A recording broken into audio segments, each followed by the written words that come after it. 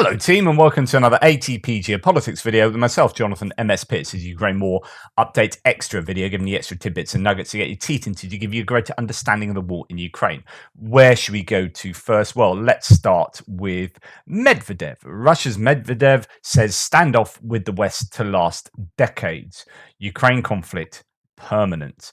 Goodness me. So he's the former president, has warned that Moscow's confrontation with the West will last decades and that its conflict with Ukraine could become permanent.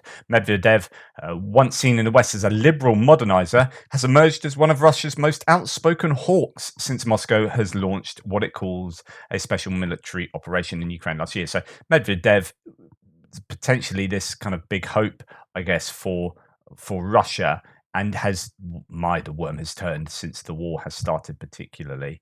Now the deputy head of the Security Council, his views reflect some of the thinking at the Kremlin's top level, according to Russian officials. In an article for the government's Rossiyskaya Gazeta newspaper, he said tensions between Russia and the West were much worse than during the 1962 Cuban Missile Crisis, when the world teetered on the edge of a nuclear conflagration. A nuclear war was, quote, quite probable, but was unlikely to have any winners, said Medvedev, who has repeatedly said Western support for Ukraine increases the chances of nuclear conflict. He cited sharp differences over Ukraine and the direction of humankind and the way the world order was structured. Quote, one thing that politicians of all stripes do not like to admit, such an apocalypse is not only possible, but also quite probable. Which is a quote to say that a nuclear apocalypse is quite probable. That would place it somewhere above the 60% chance range. Something that is probable is over 50. It's probable it's going to rain today. Is not everything is probable, right? On a non-zero probability. But if you in kind of modal language, if you say something is quite probable, you're going to say it's more than 50%. And quite probable, I would say, is probably 60% range, but you may disagree with that. Western analysts cast what they say is Medvedev's nuclear saber rattling as a tactic aimed at frightening the West. I mean, it's kind of all they've got, isn't it, really? The confrontation will be very long, and it is too late to tame the recalcitrants, i.e. us, said Medvedev. The confrontation will last for decades. Wow. Yeah, that is, I guess, expectation management for the Russian general public, first and foremost, and a warning to, I guess, the West that this will last for a long time, because some say that Putin's only chance of success is to convince the West that this is going to be a long, drawn-out conflict, and they'll get bored and go away and stop supporting Ukraine. So this is hammering that theory home. But on the other hand, many of the allies of Ukraine have said, we are in this for the long haul and we'll support you for as long as it takes. I don't know that Russia can actually continue to operate at the levels they are attempting to operate going forward. So being fully sanctioned, I think their economy, lots of people say, oh, Russia can keep this up for some time. Lots of people have had, I think, slightly skewed understanding of where Russia's economy is because they listen too much to what to the Russian figures and the numbers that Russia are publishing. But the reality is they are going to be far more positive figures than the reality really is. So I think Russia's economy will collapse sooner than some people have thought, and I don't think that this can be a prolonged conflict without Russia imploding and that resulting in some kind of revolution or something. And in fact, I reckon now is a good time probably to go to the next piece, because actually it talks to that. So I'm going to move that ahead, and this is an article where Tim White talks about it here. I've repeatedly written here that despite the fact that Russia appears to be affected little by sanctions and war costs, it really is ruining the economy and it's not far off bankruptcy. I've talked to you a number of times recently about the really difficult situation the Russian economy is in. Here we have a Time article that sort of talks to that, how Putin cannibalizes the Russian economy to survive personally. let's dip into this article then. There's a lot of this article that's worthy of repeating. But energy prices across both oil and natural gas are now cheaper today than before the invasion, as are grain, wheat, lumber, metals, and practically every commodity that Russia produces. Amidst lower commodity prices across the board, thanks in part to the effective G7 oil price cap, Russia is now barely breaking even on oil sales, with unwanted Russian Urals oil trading at a persistent discount but continuing to flow in ample volumes, exactly as it was designed. In short, the world has now largely replaced Russian supplies to commodity exports.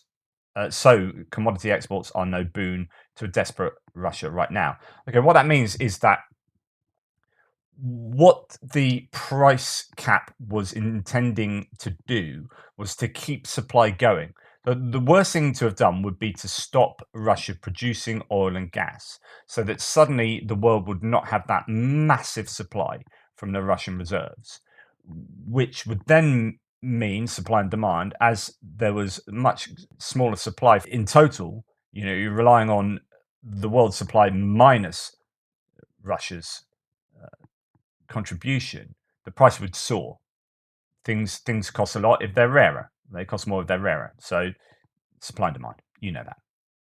What the Western allies of Ukraine didn't want to happen was to send hydrocarbons soaring in price, because that would absolutely uh, affect, it could cause a catastrophe in terms of cost of living crisis.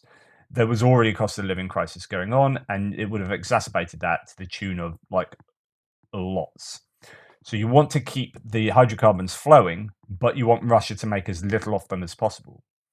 So it's putting a cap on that and saying, because we control through Lloyd's Insurance of London, particularly, they have a near monopoly on maritime insurance, and they would not. You're not going to be allowed to insure this unless it's being sold at this price. So that kind of dictates the price. So no other shippers would be able to ship the oil and gas, because they wouldn't be able to get insurance, and that means they wouldn't be able to dock at certain ports and so on and so forth. So basically, is the West being able to control the price that Russia was selling their hydrocarbons at, which then, if they'd set a budget on selling them at this much, right?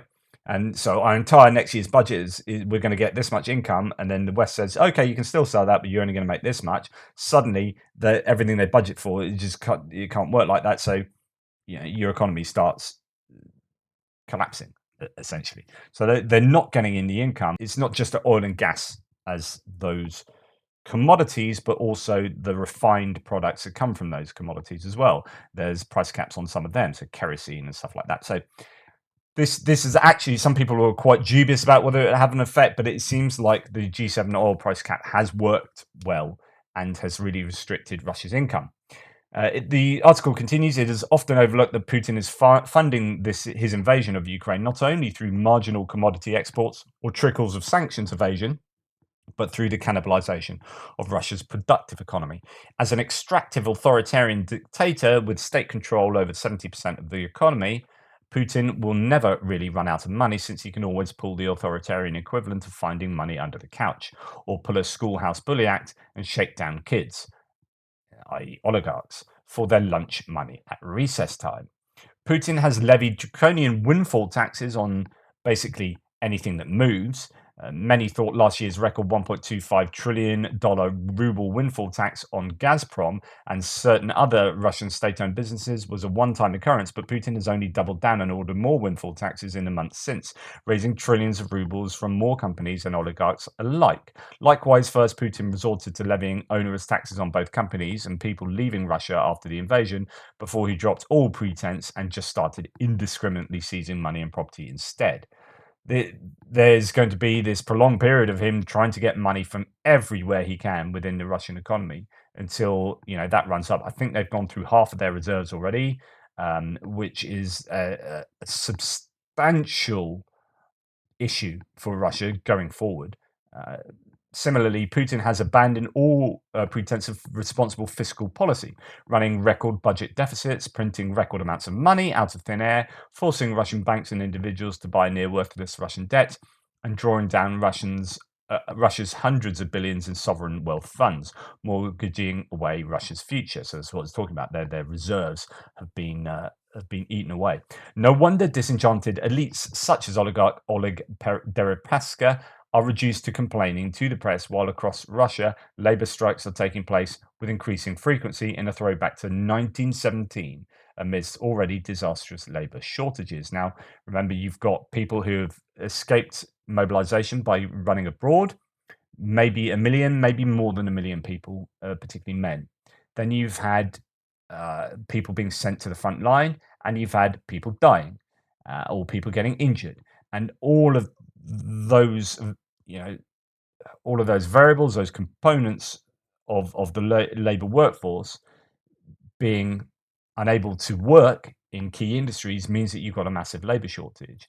But they're also, against supply and demand. It's not like they're paying more given that there's a labor shortage. In fact, there's some claims they're getting paid less and having to donate some of their income to the cause. Like there's a forced donation in some of these companies, as far as I remember, of having to give a certain amount of your income to a kind of organization-wide fundraising initiative for drones for the front line, for example. And so, yeah, that then depresses the economy. There's no stimulation. There's no stimulus for consumers to spend money. Yeah, it's all just a massive hot mess.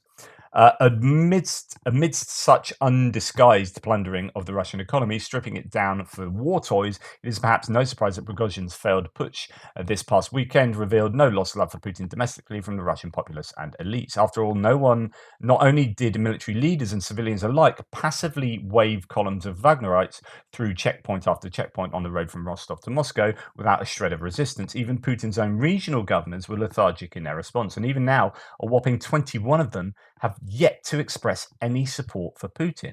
That's fascinating. Ironically, the only group of Russians who rushed to Putin's defense with any genuine enthusiasm prior to Belarusian President Lukashenko's diplomatic intervention were brigades of Chechens who sped to Moscow and Rostov, led by Putin's longtime ally and newly minted selfie pal, Ramzan Kadyrov.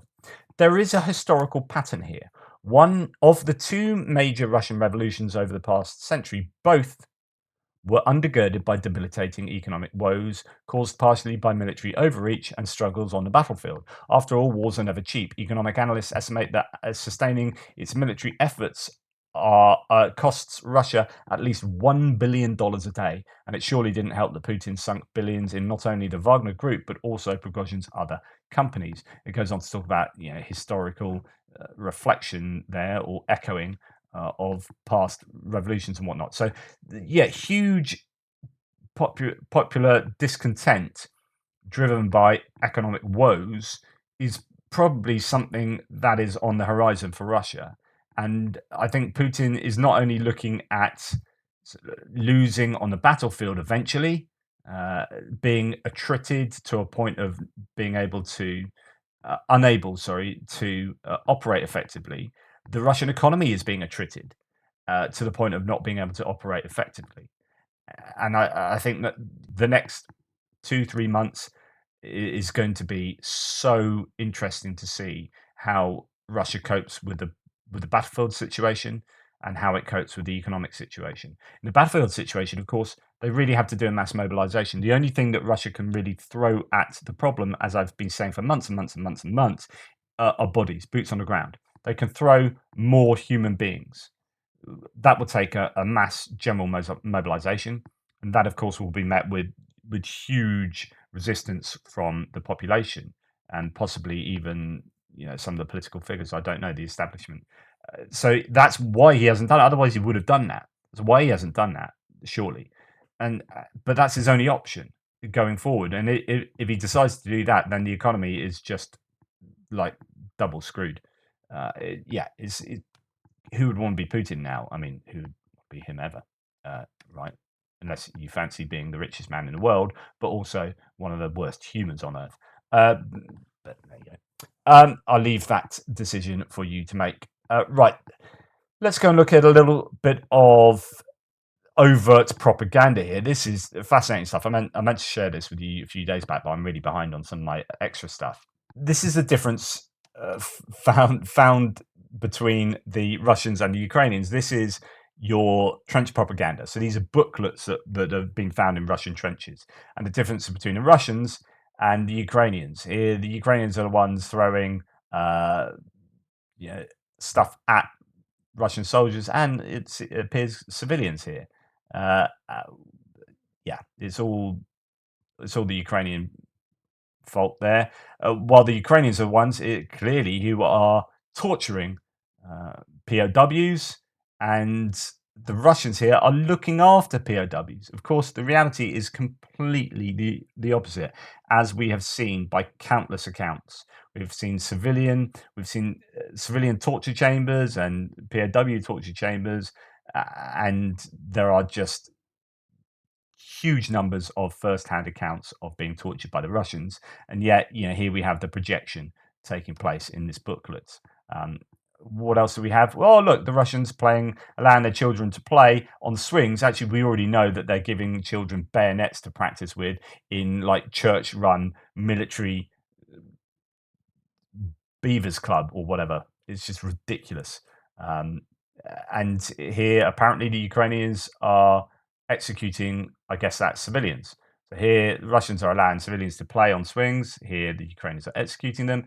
Here, the Russians are getting the Ukrainian, that's the opposition fighters. They are taking the soldiers away to get medical aid. We already know that is obviously nonsense because they don't even get the Russians don't even get aid themselves, let alone giving that aid to the Ukrainians.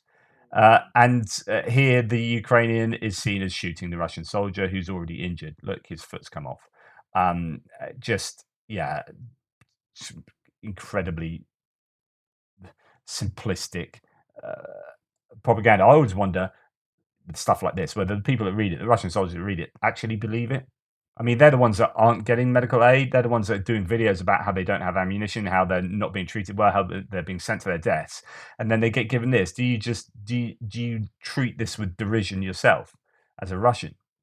Here, look, the Russian nuclear family of a man and a woman and a child, because of course that's how it should be, not two men in a bath. No, oh my goodness, the Ukrainians, you evil people. And and then I mean, as a philosopher of religion, this makes me laugh a little bit.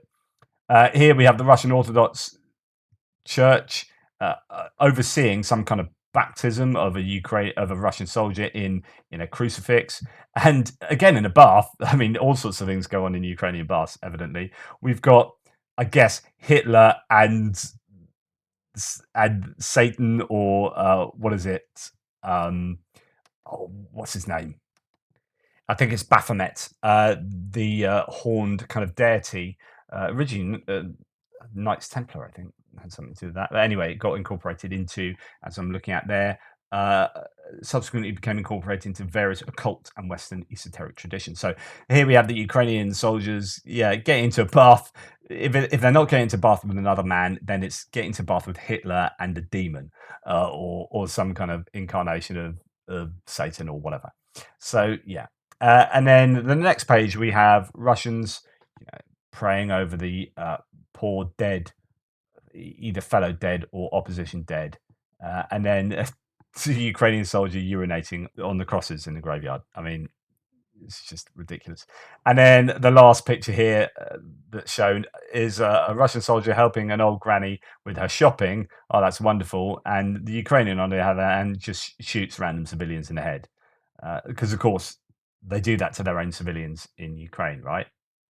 It's just absolute nonsense. Absolute nonsense. So, yeah, as I say, my question would be, do any of the Russian soldiers reading that actually believe any of it? I think that there are elements they do believe, because we've seen POW interviews where they're like, well, we're expecting this to happen. Actually, you looked after us type thing. That's been a view that's been shared a number of times. They do have completely skewed ideas of what the Ukrainians are like and what they do, and that goes down to the simple things like banning speaking Russian. That bit of disinformation that's been successfully spread amongst the Russian soldiers and whatnot. Right, I'm going to go on to relay cabinets on railways because that's what you do. You move from like having a bath with Satan to replacing railway relay cabinets. I shared just a little snippet on my news video this morning that some uh, saboteurs had blown up or set fire to some relay boxes. And I asked the question: how long does it take to fix those? Are they difficult or not? Because railway track can be quite easily replaced. And there are differing answers here. So Thierry, good old Thierry, says relay boxes for railways are not difficult to replace. They're not complicated. My company realised some, not a lot. It's I presume he means manufactured. Uh, it's not our core business in boxes, but the problem is mostly to have the parts available to replace them. There are a lot of those boxes that were destroyed everywhere, so stockpiles would decrease more and more, especially if those parts are old and perhaps no longer produced without specific order. Someone else said, I used to work as a signals technician for British Railways. Relay boxes are very difficult to repair. Each one uses relay type logic and point to point wiring. If the original wiring diagram is available, then all the wiring can be reconstructed. This is a time consuming operation involving hard to get spare parts. However, it can be done if you've got the wiring diagram right. And someone else says, very likely that each railway relay cabinet is unique to its location due to what electrical needs are to be met, such as grade, crossing protection, track signals for trains, and possible land line communication between trains and stations. That said, the items in the cabinet are standardized, so if the cabinet is destroyed, the engineering office has to dig out the plans and send someone to see what needs to be replaced or repaired. Then parts have to be sourced and a repair crew sent to the cabinet to start the slow work. Multiple tests have to be made of each bit replaced, and the rewiring, especially of the lines coming from into the cabinet, is cumbersome, so as splices may require hand work digging outside the box trying to find a good spot to do the connection. So each cabinet destroyed or vandalized can slow operations at the spot for days. If the damage can be made on cabinets several miles apart on the same day, then getting the line back to normal operation can stretch out for a week or more. All in all, other than destroying locomotives or bridges, this is an easy way to cripple railway operations. Without the signalling system working, trains are reduced to what is known as restricting speed, that limits the operator to moving at the speed prepared to stop short of a misaligned turnout, broken rail, or other obstruction not exceeding 15 miles per hour. On a line with a 50-mile-an-hour speed, one can see how this makes a real bottleneck for movements of traffic. This is why I love my community. Thanks, guys. Really appreciate this. Thanks to all of you giving your opinions there. And the truth will be somewhere a mix of all of those ideas. I'm sure. I guess the end result is not helping. That's for sure. And it will put. I would say possibly be slightly more tricky to replace those than a simple bit. If you blew one piece of track, right? If you're going to choose to like blow, I think it's probably harder to blow up track than it is to set fire to a relay box. So yes, setting fire to relay boxes is easier and probably gets you more delay to the railway system. Right, moving on to Trent Telenko talking about the Zaporizhia nuclear power plant. So Defense Express has published the following article. Quote, the scenario of undermining the cooling system of the Zaporizhia nuclear power plant about a global catastrophe without unnecessary guesswork. So this is a thread concerning if the Zaporizhia nuclear power plant was destroyed by Russia. On June the 21st, the IAEA, that's the International Atomic Agency, I don't know I can't remember what the E stands for, officially confirmed that it is unaware of mining at the it is aware, sorry, it's slightly different, of mining at the Zaporizhia nuclear power plant, including the area near the cooling pond, as well as certain places in the middle of the plant, and the question of cooling the station is one of the critical problems. And the first thing that should be understood is that there will be significant differences between the accidents at the Chernobyl nuclear power plant and the possible catastrophe at Zaporizhia in any case. This is due to the fact that RBMK reactors were used for the Chernobyl nuclear power plant and VVER 1000 reactors were used at the Zaporizhia nuclear power plant, which are considered much safer and much smaller in size. In particular, the reactor itself is located in the middle of a hermetic cylinder with a height of more than 50 meters, a diameter of 45 meters, and a wall thickness of 1.2 meters. And that's what that looks like, I would imagine. BLUF safer reactors at Zaporizhia nuclear power plant than Chernobyl. Next, Thus, in the absence of cooling in the VVER 1000 power unit, which was operating, the active zone of the reactor will begin to melt after approximately 2 hours, and the depressurization of the heat separating elements will occur after approximately 2 hours and 40 minutes. After about 5.5 hours, the reactor body will be destroyed, and the melt from nuclear fuel, metal, and concrete will melt the foundation to the ground. BLUF, it melts real good if the Russians sabotage the cooling system with explosives, but it won't penetrate the foundation or cause a steam explosion, sorry, without further Russian explosives breaching containment. And of course, that's a worry. Just to let you know that BLUF is kind of military speak for the bottom line, distilling it down to its key points. Okay, so quote from the piece again: termination of the cooling system at the ZNPP holding pool.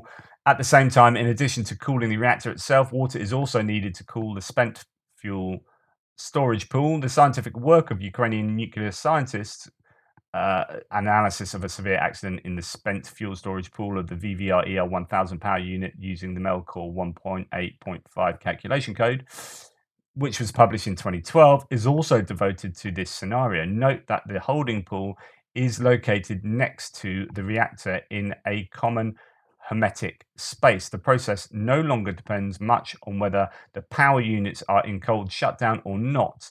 And during the simulation, the scenario of the cooling system power supply interruption was also considered. Behind it, after 8 hours, the shells of heat dissipating elements will be damaged. After 11.5 hours, the water from the pool will completely evaporate, and after 20.5 hours, the concrete floor of the pool will be burned with melt to a depth of 1.2 meters. This process will be accompanied by the release of hydrogen, and it must be absorbed by the safety system of the station, which does not depend on the power supply.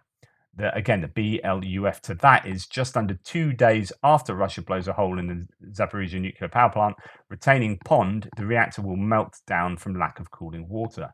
My view is that the Western fecklessness after the Russian destruction of the Novokakhovka dam, I'm looking at you, NSA Sullivan, he doesn't like Jake Sullivan, does he? Makes the Russian destruction of the ZNPP inevitable. I hope I'm wrong. I fear I'm not. There are a number of people really truly worried, and not for no reason, right?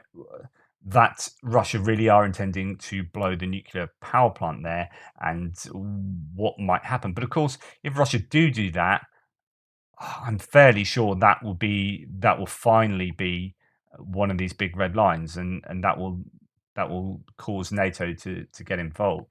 There's talk about triggering Article 5 if such an explosion or such a catastrophe causes damage to nearby NATO countries. So, if Poland, for example, gets some ramifications from the nuclear fallout to such an explosion, then that might trigger Article 5. I know some countries are calling for that. Um, right, moving on from the depression that is nuclear fallout, let's go on to look at some pictures. So, Ukrainian graphic artist Andriy Yermolenko creates Save Ukrainian Children series, thanking Ukraine's partners for their support. Leopards, thank you. Bushmasters, thank you Australia. Thank you Germany for leopards. Rocket launchers and missiles, thank you Poland. HIMARS, thank you USA. Thank you world. So here we have, let's look at some of these pictures. There's a kid on top of a leopard. I don't try that at home, kids, or at the zoo. It won't end well. We have, and as well, try not to get next to a giant snake. Anyway, that's a bushmaster and a kid.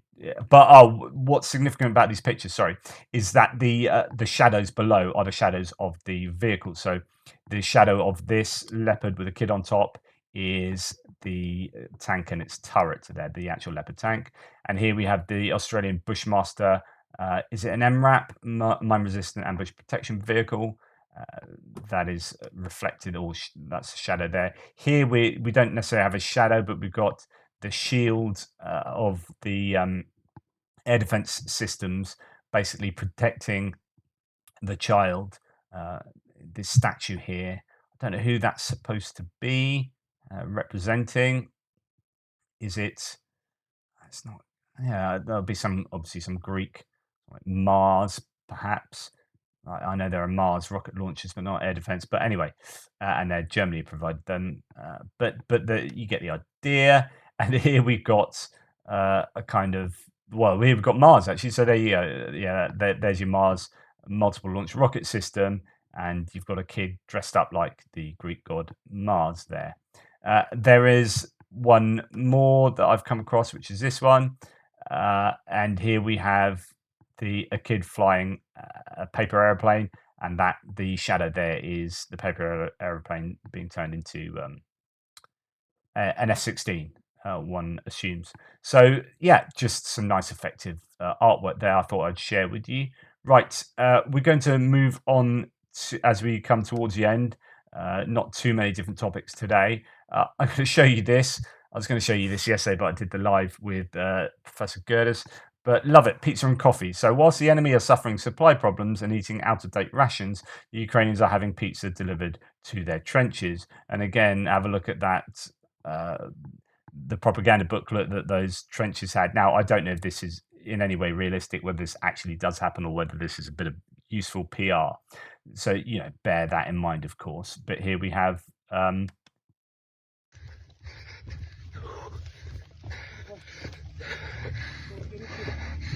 Доставка пиццы в ресторан Окопчик. Давай. Спасибо, ребятки.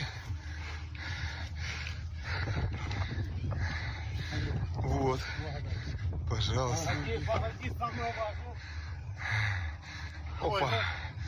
Благодарочка. Будем рады заказать у вас снова. За быстроту благодарим.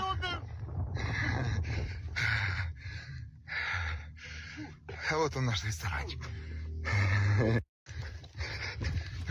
So there you go. That's pretty cool. Pizzas in the trenches, pizza and coffee in the trenches. Yeah, I'm fairly sure that's not an incredibly common occurrence, and it probably depends where those trenches are. Another kind of, I don't know, more light-hearted look at the war here. So this is Tatarigami. When I created this account, I swore to myself that I'd only create analytical content, but the recent display of Russian military genius has forced me to break that promise. Turn on the volume, this is probably the most accurate representation of my reaction to this. So this is these Franken tanks that we've seen the Russians use. This is him taking Joe Pesci.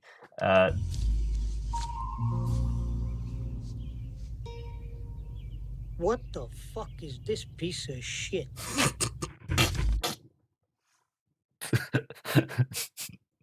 Sorry for the language there. If there are any kids watching, I do apologise. I'm going to watch that again though, because I did get some joy.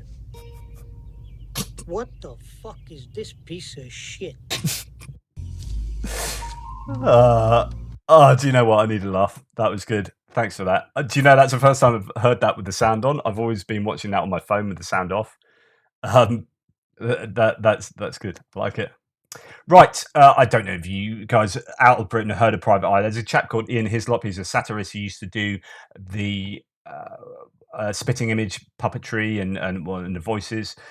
He and the writing for that. He is a satirist that appears on TV comedy panel show called Have I Got News for You. He's very famous as a really acerbic wit that takes on politics, particularly domestic politics. But his magazine, he's the chief editor of Private Eye, keeps getting sued by politicians.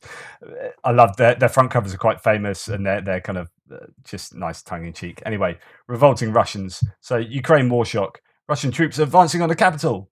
Unfortunately, it's Moscow. The classic mutiny bit there.